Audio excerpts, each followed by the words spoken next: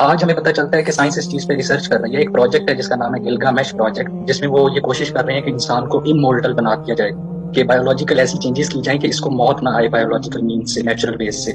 تو سر اگر یہ مفروضہ اس ٹائم پہ صرف اب فرض کر لیا جائے کہ اگر یہ پروجیکٹ کامیاب ہو جاتا ہے، مے بی ہماری زندگی میں نہ ہو 100 سال بعد 200 سال بعد یہ اگر چیز اسٹیبلش ہو جاتی ہے کہ انسان نے موت کو شکست دے دی، تو کیا عقل اور علم یہ تقاضا کرتا ہے کہ ہمارا جو مذہب کا بنیادی مقدمہ ہے ہم اس کو واپس لے لیں اور حقیقت کو تسلیم کر لیں کہ موت جو ہے اس کو انسان شکست دے چکا ہے، اس لیے آخرت کے بعد زندگی کا کوئی تصور نہیں.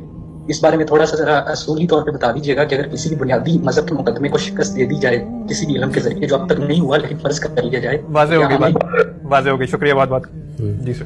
سائنسدان جو ہے وہ اپنی لیبارٹری میں بیٹھے ہوئے ہیں، اللہ تعالیٰ بالکل فارغ ہو گئے ہیں.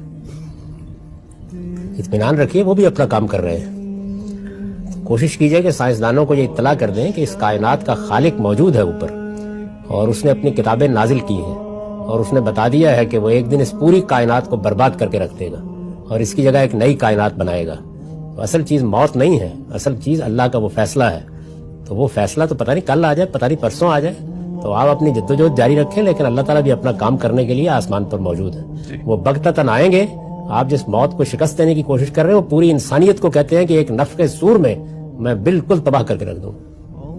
تو آپ دیکھ لیجئے، سائنسدانوں کی اطلاعات پر ایمان لانا ہے تو اس تردد میں مبتلا ہوں. اللہ کی اطلاع یہ ہے. سائنس بھی اس بات کو تسلیم کرتی ہے کہ ساری یونیورس ایک دن ختم ہو جاتی ہے.